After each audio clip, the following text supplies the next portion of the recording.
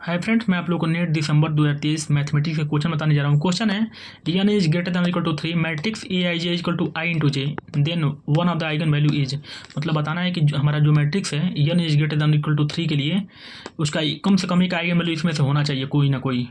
ठीक, तो या तो 1 होगा, नहीं तो n होगा, नहीं तो n ब्रैकेट में n प्लस 1/2 ऑप्शन है, और एक होगा n ब्रैकेट में n प्लस 1 2n प्लस 1/6। मतलब चारों ऑप्शन में से बताना है कौन सा ऑप्शन सही है। तो आप खुद बताइए। मैं आपको बता दूं, कोई भी क्वेश्चन सॉल्व करना हो आप छोटी से छोटी क्वांटिटी चूज करें। तो लिखा है n is greater than equal to 3, मतलब n का मान कहाँ से कहाँ लेना है, 3 या 3 से बड़ा, उससे छोटा नहीं। आप n बराबर 2 नहीं ले सकते हैं, यहाँ कंडीशन लग गया n का मान या तो 3 होगा नहीं तो 3 से बड़ा होगा। तो ये बताइए आप क्यों बहुत दूर जाएंगे, आप छोटी छोटी क्वांटिटी चूज करेंगे। तो हम n बराबर 3 चूज कर लेते हैं, आप n बराबर 4 भी चूज करेंगे तो कोई आपत्ति नहीं, लेकिन आपको दिक्कत होगी सॉल्व करने में। जब बड़ा होगा तो सॉल्व करने में दिक्कत होगी, और एग्जाम में टाइम कम होता है, तो आप इसलिए n बराबर 3 चूज करें। अगर मान लीजिए n is greater than equal to 2 होता तो हम 3 चूज नहीं करते, तब n बराबर 2 चूज करते हैं। ठीक है, स्मॉलेस्ट क्वांटिटी। तो n बराबर 3 पुट चूज कर रहे हैं। अगर n बराबर 3 चूज कर लिए तो हम ऑप्शन में तो n है ना, तो उसको 3 रख के देखेंगे कि हमारा ऑप्शन क्या बन जा रहा है। तो हम मान लीजिए हम n बराबर 3 लेके चल रहे हैं। जब n बराबर 3 लेके चलेंगे तो ऑप्शन भी तो देख लेंगे ना। तो पहला ऑप्शन 1 है तो कोई दिक्कत नहीं है। जब n बराबर 3 रखेंगे तो दूसरा ऑप्शन 3 हो जाएगा। जब n बराबर 3 लिए तो तीसरा ऑप्शन क्या हो जाएगा, तो यहाँ 3 ब्रैकेट में 3 प्लस 1/2। तो जब उसको सॉल्व करेंगे तो 6 आ जाएगा। यहाँ जब 3 रखेंगे n की जगह पे तो 14 आ जाएगा। अब हमारा ऑप्शन किस में कन्वर्ट हो गया, इसमें हो गया। अब हम इस ऑप्शन को नहीं देखेंगे, इस ऑप्शन को देखे चलेंगे, क्योंकि जब हम n बराबर 3 लेके चलेंगे तो इन जनरल इसको देख लेंगे कि ये इसमें से कोई ऑप्शन सही हो जाएगा, तो वही ऑप्शन ये भी सही हो जाएगा। ठीक, मान लीजिए इसमें डी सही हो गया तो यहाँ डी वाला सही हो जाएगा, क्योंकि n बराबर 3 के लिए सही होगा तो सबके लिए सही हो जाएगा।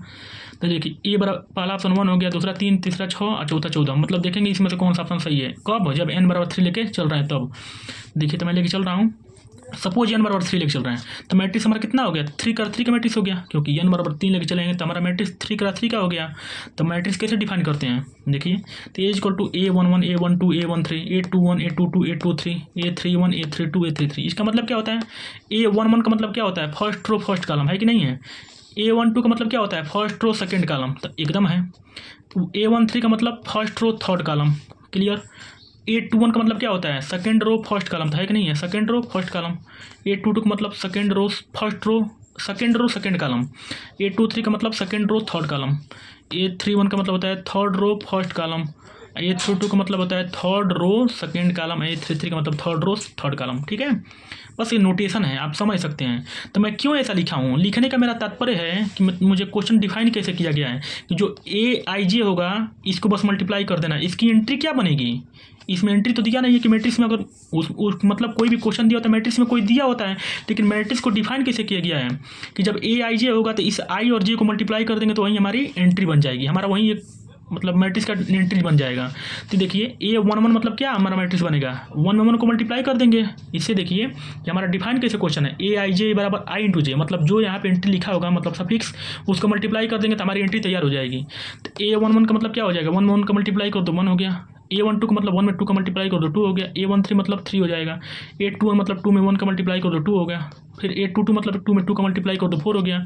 a23 का मतलब 2 में 3 का मल्टीप्लाई करो 6। a31 का मतलब 3 में 1 का मल्टीप्लाई करो 3, 3 में 2 का मल्टीप्लाई करेंगे 6, 3 में 3 का मल्टीप्लाई करेंगे 9, और हमारा मैट्रिक्स तैयार हो गया।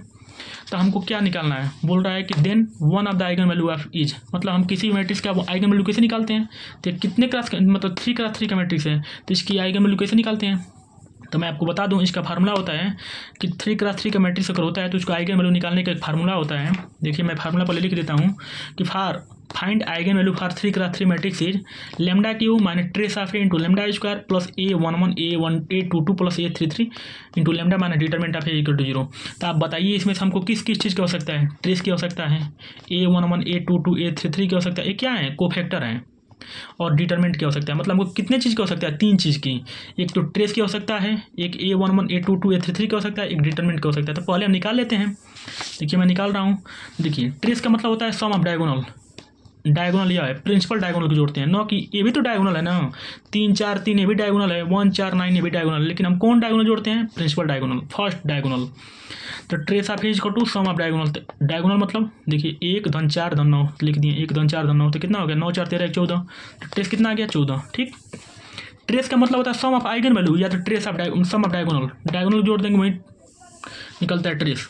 अब हम निकालेंगे डिटरमिनेंट। डिटरमिनेंट कैसे निकालते हैं, determinant of A equal to 1, इसको काट देंगे, फिर 4 में 9 का गुणा करेंगे 36 में से माइनस 6 में 6 का गुणा करेंगे तो 36 माइनस 36, फिर -2 लगाते हैं, इसको काटेंगे, इसको हटा देंगे तो 2 में 9 का गुणा करेंगे 18, 3 में 6 का गुणा करेंगे 18, 18 माइनस 18 प्लस 3 रखते हैं यहाँ, फिर इसको मुनेंगे, इसको मुन देंगे तो फिर 6 में 2 का गुणा करेंगे 12 माइनस 12, देखिए यहाँ 36 माइनस 36, 18 माइनस 18, 12 माइनस 12 सब क्या हो जाएगा, 0 हो जाएगा। तो डिटरमिनेंट हमारा क्या आ गया, 0 हो गया। अब हम को फैक्टर निकाल रहे हैं। को फैक्टर का मतलब होता है, देखिए मैं बता दूँ आपको, A11 का मतलब क्या होता है, फर्स्ट रो फर्स्ट कॉलम, तो फर्स्ट रो फर्स्ट कॉलम, इसको मून दीजिए, अब इसको गुणा कर दीजिए, 4 में 9 का गुणा करेंगे 36 माइनस 36, तो को फैक्टर हमारा क्या आ गया, 36 माइनस 36 बराबर 0, 822 लिखा है ना, तो इसका मतलब होता है सेकंड रो सेकंड कॉलम। देखिए सेकंड रो हमारा कहाँ है, ये सेकंड रो है सेकंड कॉलम है, तो इसको मून दीजिए आप, मतलब इसे मून सकते हैं, मान लीजिए सेकंड रो और सेकंड कॉलम, इसको मून दीजिए, आप बाकी को गुणा कर दीजिए, तो सेकंड रो सेकंड कॉलम, तो 9 में 1 का गुणा करेंगे 9 और 3 में 3 का गुणा करेंगे 9, तो 9 माइनस 9 क्या हो जाएगा, 0 हो जाएगा। फिर A33 निकालते हैं यहाँ से, देखिए तो 33 मतलब क्या होता है, थर्ड रो थर्ड कॉलम, तो देखते हैं यह थर्ड रो है थर्ड कॉलम है, तो 4 में 1 का गुणा करेंगे 4 और 2 में 2 का गुणा करेंगे 4, तो 4 माइनस 4 यहाँ लिख दिए हैं, 0 हो गया।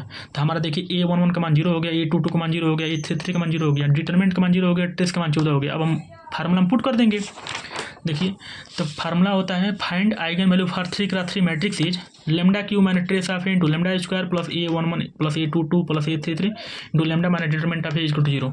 तो lambda cube minus trace of A का मान कितना है, 14 है, देखिए मैं निकाला हूँ, ट्रेस ऑफ ए का मान 14 है इंटू लेमडा स्क्वायर, अब प्लस A11 का मान 0 था, A22 का मान 0 था, A33 का मान 0 था, इंटू लेमडा डिटरमिनेंट का मान 0 ही आया था। देखिए यहाँ से डिटरमिनेंट ऑफ ए का मान 0 आया है, इस सब का मान 0 ही है। देखिए तो lambda cube minus 14 lambda square, अब प्लस 0 है तो छोड़ देंगे, बराबर 0 हो गया। तो इसमें से लेमडा स्क्वायर कॉमन ले लिए हैं, तो लेमडा स्क्वायर ब्रैकेट में लेमडा माइनस 14 बराबर 0, तो लेमडा का मान कितनी निकल गई, 3, लेमडा बराबर 0 0 1 14, तो आइगन वैल्यू हमारा कितना निकल गया, 3, 1 0 1 0 14, दो मतलब 2 0 1 14।